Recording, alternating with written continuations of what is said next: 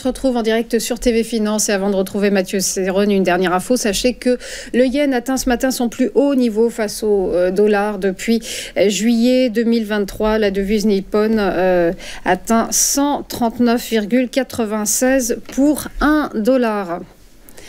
Il est donc l'heure de retrouver Mathieu Serron pour Chronocac. Bonjour Mathieu. Bonjour Zline. Vous êtes trader et fondateur de Galileo Trading. La consolidation se poursuit donc pour l'indice parisien sans grande direction. On peut dire que les marchés ne savent plus trop sur quel pied danser en cette rentrée.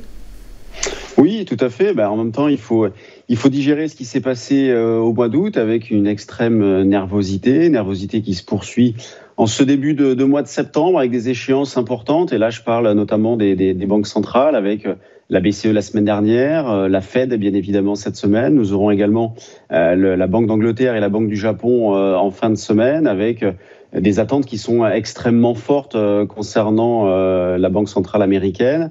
Quant à l'ampleur de la baisse de taux, un doute subsiste entre 25 points de base, 50 points de base. Je regardais encore ce matin, d'après l'outil CME FedWatch, les probabilités d'une baisse de 25 et 50 sont parfaitement identiques. On est à 50-50, donc ce qui montre bien une grande hésitation, un manque de visibilité. Ce qui fait qu'on a des marchés qui évoluent assez nerveusement avec sur le CAC un petit biais baissier tout de même, rien de bien méchant, mais baissier tant qu'on évolue au moins sous les 7700, 7720 points. Là, on en est assez largement en dessous puisqu'on est autour des 7450. Là, je parle du futur échéance septembre.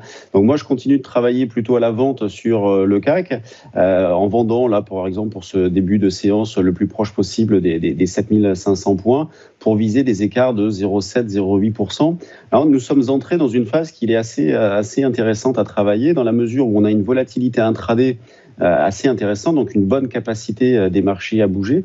Et pendant ce temps-là, on a une volatilité implicite, donc issue des calculs de prime d'option qui est assez basse. Donc on a des investisseurs qui sont assez, on va dire, assez sereins. Puisqu'on a une volatilité implicite, par exemple sur le CAC autour des 13-14. Donc ce qui permet, vous voyez, d'acheter par exemple des options à des prix pas trop élevés, à des fins soit de spéculation pour jouer des rebonds, soit pour des couvertures de position.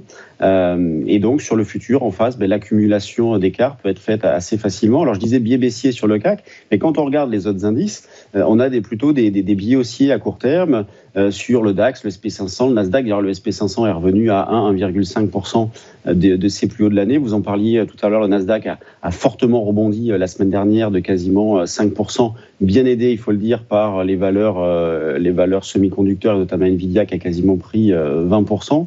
Donc voilà, une hésitation qui est extrêmement forte. Pour l'instant, on arrive, vous voyez, moi je m'étais fixé 7004 comme pivot sur le CAC, considérant que justement, allez, jusqu'à 7004, on reste dans une logique de retracement, dans une tendance de fond qui reste haussière. Donc moi je considère que la tendance de fond reste haussière, mais on a un petit biais baissier à court terme et on a la même configuration sur les autres indices avec un pivot sur le DAX à surveiller qui se situe dans la zone des 18 150, 18 200. C'était les 5 400 sur les SP500. Donc ces niveaux-là ont été validés.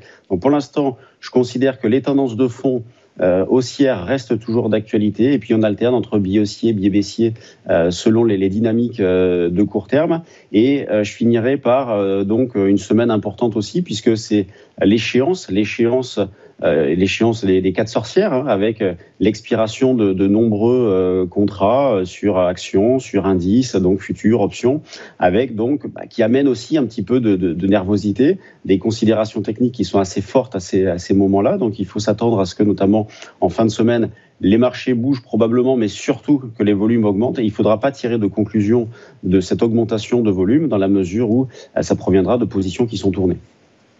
Merci beaucoup Mathieu Serron pour votre décryptage. Belle journée à vous. On marque une nouvelle pause et on se retrouve juste après pour les Market Movers. À tout de suite.